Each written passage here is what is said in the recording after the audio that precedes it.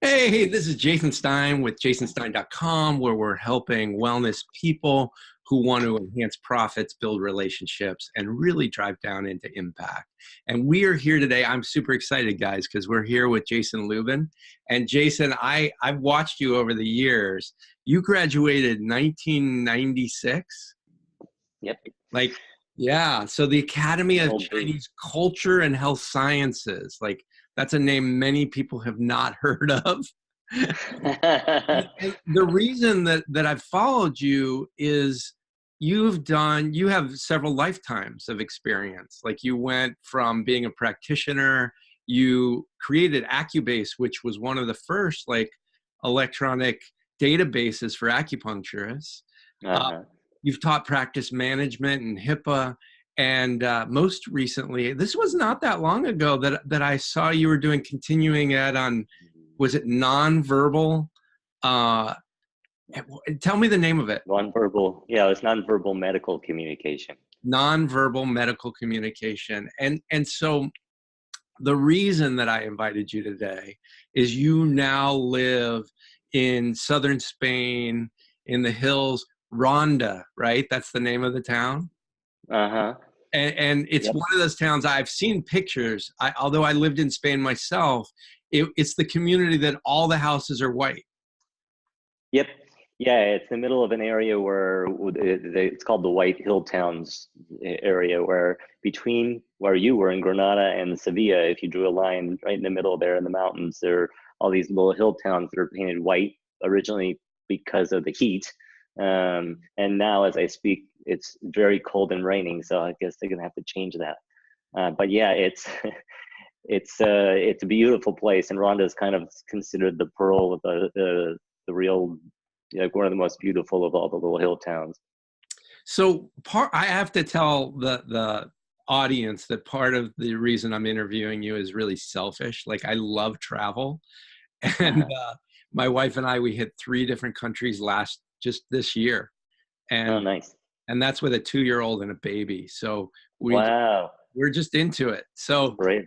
I wanna know, how do you end up teaching continuing ed, having a thriving practice, to living in Spain? Well, I think the one thread that runs through all of the diverse things that you just spoke of are that I get bored easily. Mm, So even if I'm really passionate about something, I need variety, and so in the process of practicing for 20 years, as many of the people who may listen to this know, that you can love what you're doing, and yet at the same time, day after day after day of stomach 36 can get to you. um, and you need something different. So over time I found there are certain things that I knew prior to being an acupuncturist. I was in the geek world, and I had created this program for myself while I was in school, and people started wanting it, so I started selling it. That became Accubase, and I got tired of that, so I sold Trigram, the company, and practiced for a while. I was so happy to just do one thing, and then I started getting tired of stomach 36 again, and then I went to I went to my next thing, which was HIPAA was all in vogue, and I mm, started teaching about HIPAA. I had already known a lot about practice management through our users at Trigram, and mhm. so I used to teach with Marilyn Allen and run around the country doing practice management stuff and doing stuff like that. Doing stuff other than just being in the practice really kept it interesting, and that's basically been the theme. Um, and nonverbal medical communication, that came about because I was interested in why it is that if you go to China, or learn, as I did from Chinese practitioners, they don't talk a whole lot while they're treating patients. They just go lay down, stick it in there, and shut up, and then they leave the room. But as you know, in the U.S., there's a certain psychological element that we need to be cognizant of when we're dealing with patients. We have to talk to them. We can't just stick them and walk out of the room, so much as we might sometimes want to. So I got interested in hypnosis because I thought, how is it that I can speak and use my words while I'm treating somebody to help them get better? So as I put this needle in, and as you feel the sensation go up your arm, you'll feel the headache dissipate right through the bottom of your feet or something. anything that I could do other than just trying to explain Chinese medicine over and over again 15 times a day. So, you know, that became its own course as other people got interested in what I was doing, and that became nonverbal medical communication, and that ran its course. So now it's living in Spain and helping other people sell their practices. I sold my practice in the Bay Area a few years ago, and then people started asking me, how did you do it? Because I did it by myself. It took about a month, and then it sold. And I didn't know that was unusual. So I wrote up sellingapractice.com, if you see it online, Yeah. about how anyone can do it. I'm just going to jump in and say, I'm asked all the time about not only selling, but buying. And your website is a gold mine. It's hidden. Most people that I know don't know about your website, but it is pretty new. It is amazing. You've done a great job. And so tell us a little bit more about that. Thanks. So yeah, in the process, when I sold my practice, people started asking around, well, how'd you do it? Who'd you contact? How'd you advertise it? How'd you, evaluate it? All of this stuff. I originally looked into brokers, and, they take 20 to 30% on the back end of something you've spent 20 years working to get. So I wrote up this website mostly because I was on Facebook and people kept asking me. So I write an article, and then they'd say, what about valuation? So I write an article about that and send it to them. And eventually I just created the whole site, which takes you through step by step about how to do it yourself. And then if you want help, then you can pay me to help you. And that's what I do now. And that's turned into an almost full-time gig now. Doctors, DOs, MDs, acupuncturists, chiropractors, speech therapists. So it's been really fun, because the other thread that goes through all of this is, I don't know about you, but a lot of us practice by ourselves, and we're in these rooms by ourselves with patients, but we're not interacting with our own community of acupuncturists. I always say that's, going to a conference for acupuncture is like going to like a snow leopard conference. You get all these rare animals that you don't see most of the time all in one room. And I find myself not even listening to what the speakers are saying, just looking around going, oh, these people do the same thing that I'm doing by myself all the time. So any opportunity to get to interact with other practitioners, to me, is it's not just about patients, but about our colleagues. And so that's also been a common thread of what my interest has been. And I've been fortunate enough, whatever I've been doing, that's been a common denominator, getting to interact with other acupuncturists and practitioners. Nice. What, here's one more thing I love about your site, and you're using a freemium model of like, you give, it's not like a bait and switch. You give a tremendous amount of information away for free. And then those people that want more can get more. And I love that, because it's generous, it's honest. And I'm thinking that, why would you want to sell your practice on your own? It's like, why would you want to just DIY it when you can get someone's support? So, well, and even if you got my support, you're still DIYing it, because I'm not a broker. So I just let people do as much as they want, and then if they need help with something, I'm happy to help. But it's not like a funnel online where, if you click here, then I'll get your email. And no, it's, here's everything. Right. And if you need more help, I'm happy to help. So it's kind of been an accident. But so, I think the lesson in that, and this is a lesson that, and I feel like maybe this is the only value of getting to talk to me, is that one of the lessons that I learned is in doing this is that you don't have to have your plan completely fleshed out in order to make a leap. You just have to know that you're ready for change. And for us, for my wife and I, she's an attorney, and she was also a little burned out. But we kept trying for several years to figure out, what is the plan? What are we going to do next? How are we going to make money was the big thing. Right. And eventually we found that question was what was keeping us from moving forward, that we thought we had to have the plan all fleshed out. You can do your best, but what's more important is the intention.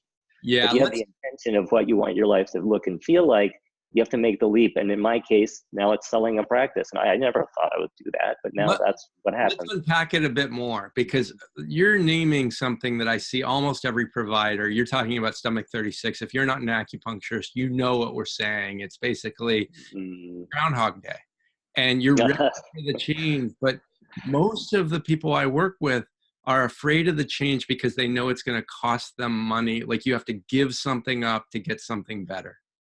Yeah. And so what is your strategy of, like, because you've made many evolutions of, like, where do you carve out the time knowing that you need time to create what's next? Well, in my case, what happened was I crashed. Mhm. Um, and I often talk about this, but what happened a couple of years ago is I was just working too hard, stressing too much. And I mean, the irony for all of us of being exhausted by doing acupuncture, it's, it's embarrassing. But that's what happened. I crashed and burned. I stopped being able to sleep. And I was so stressed out about sticking needles in people, and actually really about making enough money to support living in San Francisco. Yeah. But that's the root. But ultimately, I crashed and I couldn't work. I had to stop working for a while, for a few weeks. Yeah. But when you have a health crisis like that, I would suggest people avoid that and make a change before that happens, because that is what's going to happen. And in my case, I was fortunate enough to recover, but in other cases, it becomes autoimmune. We know this, it becomes autoimmune, it becomes cancer, and it could be something debilitating. So it's best to make those changes when you start feeling the urge rather than waiting until you hit a wall, which is what happened to me in this last iteration. Mm. And I would say it's not always external. It's not always health. It could be a divorce. It could be lots of Yeah, other yeah. external crises, and like follow the symptoms of, like, if you feel like things are off, that's the time to start looking. Yeah. Yeah. Yeah. And I think it's the immovable force meeting the irresistible mass sometimes. On one side, you have your own health, which you want to pay attention to. And on the other, you have the need to make a living and support your kids and all of that. And I'll tell you from experience that health wins every day, every time. It's Yes. going to win. And sometimes it wins by killing you. So best to make a change before that happens. Yeah. So health is going to win every time, even if it kills you. So what I love about how you had it win for you is that you could not sleep because of the amount of stress, and you moved to the one country that takes siestas in the middle of the day. Yeah. That is You awesome. know what? That's the first time I've thought about that. Is you bringing it up? How interesting! That shows That, you how aware I am. That's hilarious. Yeah, pretty much. Yep. I think that's beautiful. It's like, I'm Yeah. sure on your subconscious you knew. Yeah, I just feel fortunate to still exist after what I went through. So yeah, absolutely. Yeah, it's true. Um, there's a lot to unpack about why Spain and all of that. But ultimately, it's more about whether it's Spain or changing your practice up or changing your policies about taking insurance. It doesn't matter. It's fear. It's facing a fear around what you're doing. And I think a lot of times, and shut me up if I go on too much here. Feel free to interrupt me. But um, maybe the right thing to say is it's about boundaries. I think all of us, when we're going through acupuncture school and getting ready to practice, we think about wanting to be successful as practitioners and what that means in monetary amounts or whatever. So we throw everything at it. We join up with different panels, insurance panels, even the ones that aren't going to pay us well. Mm. And the question we don't often ask ourselves when we start is, how much is enough? Mm. What's enough? At what point have we seen enough or seeing enough patients? Are we making enough money? And what do you do afterwards? And you and I have been around long enough in this field to know a lot of people who are close to retirement, have been in practice for 40 years or something. And what I'm finding as I'm helping people sell their practices is very few people ever ask themselves in the beginning, what then? What happens once I'm successful as a practitioner? Do you Right. just keep expanding until you break? Or there has to be a what then? What happens after acupuncture? What if I don't want to do that my whole life? There Right. has to be a what then, and boundaries are the key to that. Boundaries with the kind of patients you're willing to see, boundaries with the kind of insurance crap you're willing to deal with, and you're going to have to face fear with that. When you set a boundary, there's an amount of fear. But my experience anecdotally is that once you set a boundary, the rebound is what you want. Whatever See, you want comes on we the could other take side this of at it. a microcosm too, because oftentimes wellness people don't even set their boundaries on their schedule. We'll see people. Right, exactly. That's We'll see people on exactly. Sunday. We'll see people whenever we can, Hmm. and all of it Right. takes its toll. All of it takes its Yeah. toll. And so And I that comes from a love. poverty consciousness too. Sorry to interrupt you there. Yeah, yeah. Go ahead. Go ahead. Well, I think that also comes from a poverty consciousness that our profession has really had for since its inception in the United States, where we're lucky to be able to make a living doing some woo-woo alternative thing, but we're not woo-woo alternative anymore. Mm. We're mainstream, whether we want to admit it or not, and we need to act that way. And part of acting that way is having boundaries. So I like it. I like it a lot. And it brings back hope, because I think that it could be the political climate, it could be globally the climate changes. The fear that you're talking about is real. It is real for a lot of people. And I think that we've given up the fact that if we're coming from a wellness background, most of the traditions that we're teaching have been around hundreds, if not thousands of years, and that they have scaled world wars, they've scaled cultural revolutions, and it's still here, right? And so we get stuck in this little world of like, well, if I don't take that insurance, then I can't make enough money. And I don't think that's true. No, and I think most of the time when people first start, especially, they start with, I'm going to take every kind of person I can see. I don't want to always see people who can afford me. I started off that way too, and eventually you find your people and they find you. But if you are completely open to seeing anyone at any time, you're not going to last too long, and you're not going to be a very good practitioner, in my opinion. Well, what I found is that when you take everyone on, you're attracting people of very high needs. They're not the majority, but you'll have a handful of people that will drain the shit out of you. Yeah. And they're not doing it intentionally. It's just that's the way I think the lesson comes. Yeah, absolutely. When one of my experiences of doing acupuncture is once I was about 10 years in, I bought a practice. And it was a very successful practice from a guy I really respected.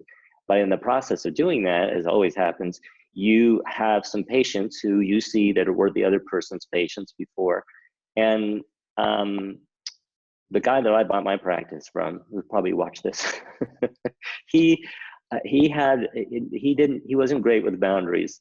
Sorry, man, it's true. He already knows this. But so in any event, when I took over, I set a price for my practice for how much it cost, and he, every time he'd see somebody, had a different price.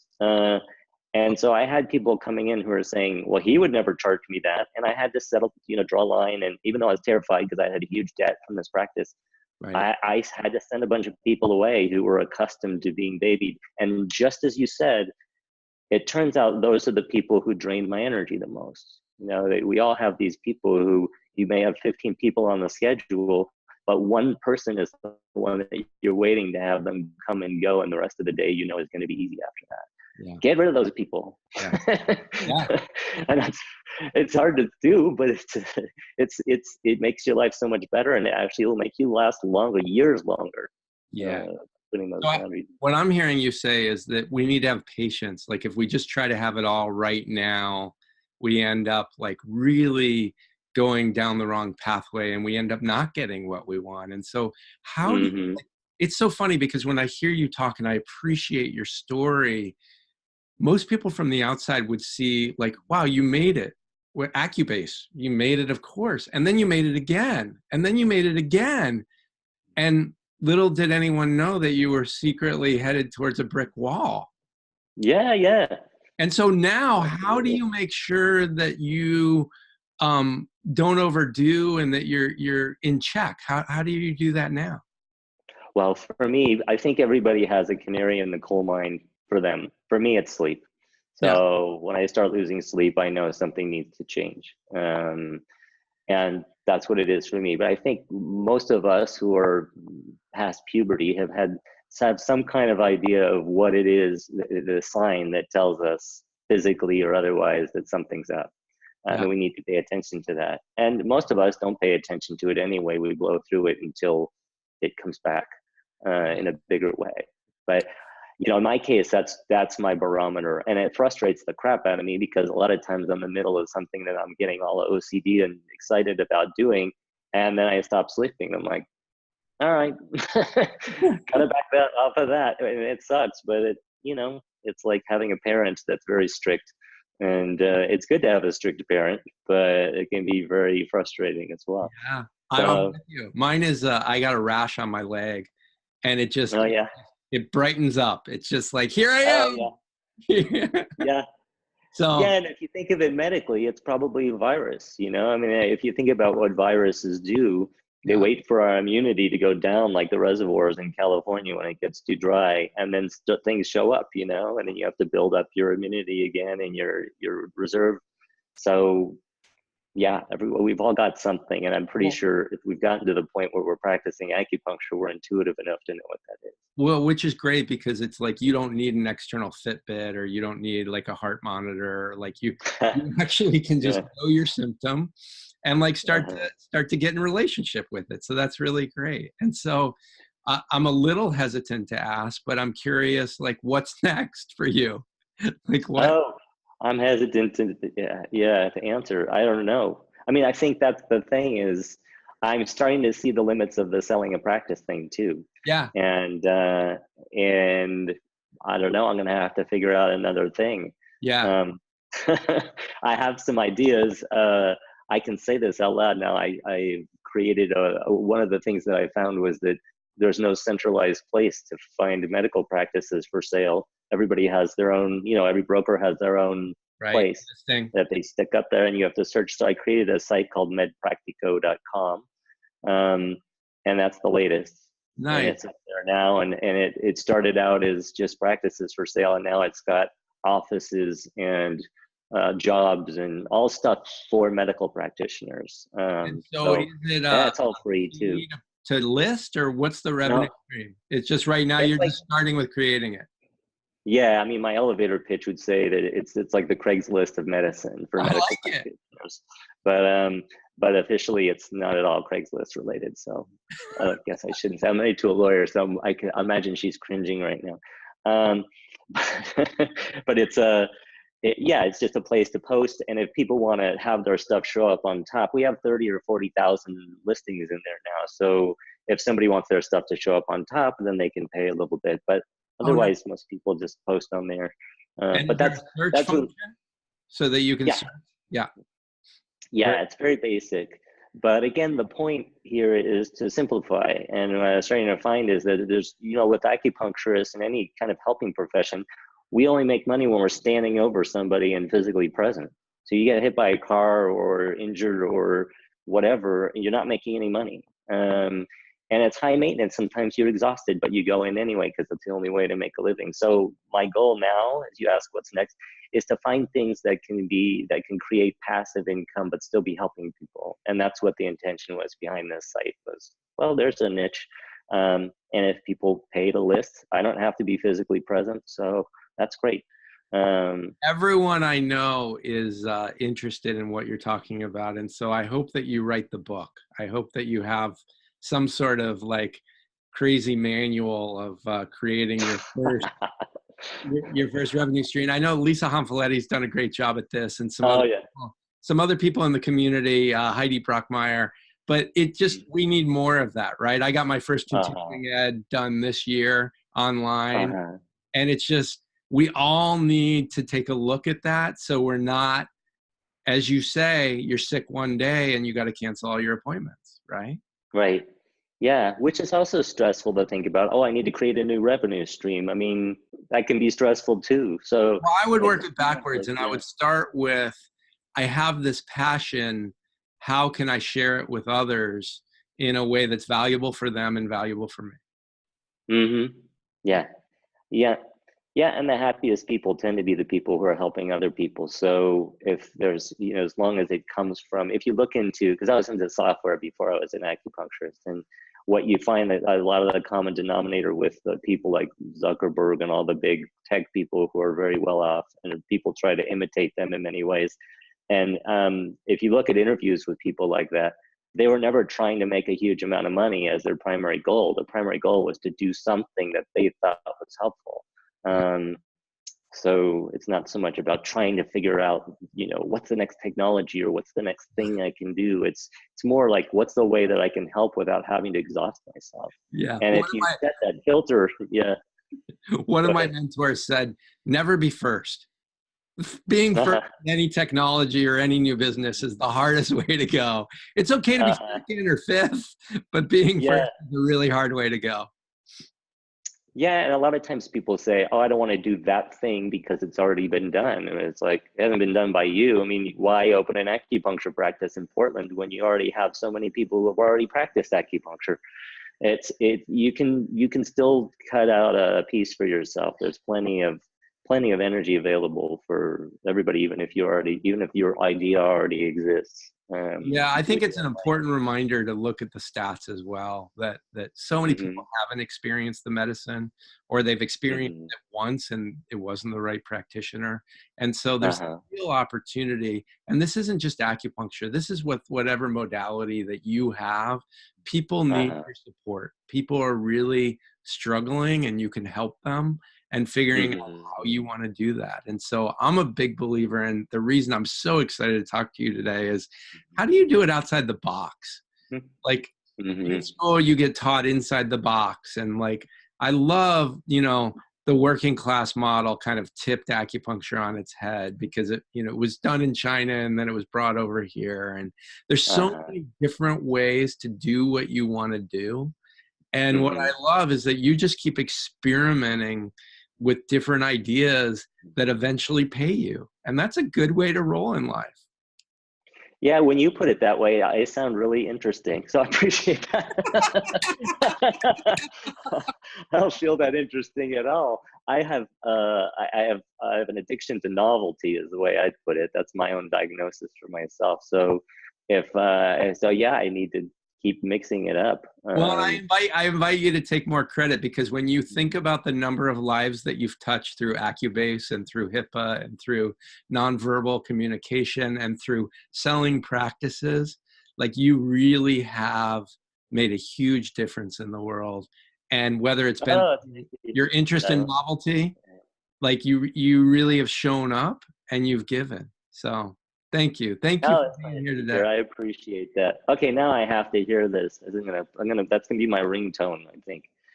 'Cause, much of the time, much of the time when you're trying to do something, you're doing it alone. And the nature of our practice, even when we love it, is we're often by ourselves. We're with patients, but we have a role. There are boundaries around I keep using that term, but and then the theme of the talk today. But it's, we're not hanging out with friends when we're doing our practices. We are in a way by ourselves. And whether I was creating Acubase or doing nonverbal stuff, the creation process is very lonely.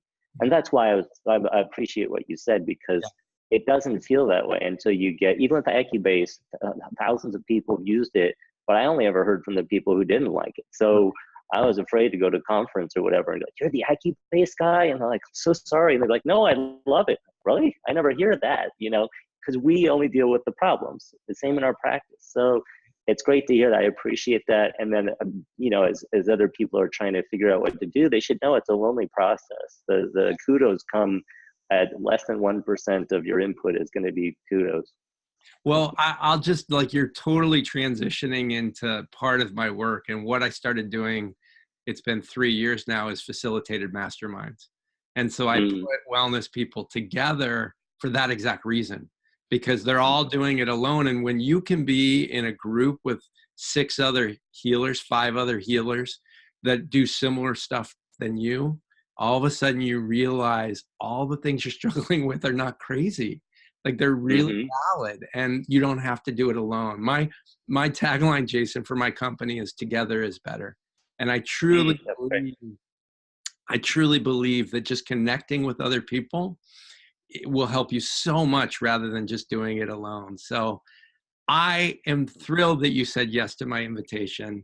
I want you to say the 2 websites once again, because you have your selling practice website. Say that again. Yeah, it's literally, and both of these are totally free. They're just out there for people. Selling a practice. If you want to be selling a practice, go to sellingapractice.com or buying one. And just all the info is there for free if you want to go through the process or need any help. And then the other one, to list things, if you're looking for an employee or a place to work or selling a practice, anything medical in the medical realm, Med Practico, like medical practicing company, Med Practico. jasonstin.com, and check it out. And then, if you have questions or you think it sucks or you like it, shoot me an email. I'd love to hear, since I'm developing a lot of this stuff on my own. I'm just, my only regret with all of this is that I haven't found you earlier. That your intention of bringing us together and being able to have a larger group and interact, I could have used that for the last 20 something years. So I appreciate it, and I hope to be more involved in what you're doing, and get to meet and be involved with some of the other people that you interact with. It's great. Yeah, I have an internal group, and I'm going to give you a special invite into it, because there are about 70 wellness people, mostly in the U.S., but in Canada, in the U.K., and now in Spain.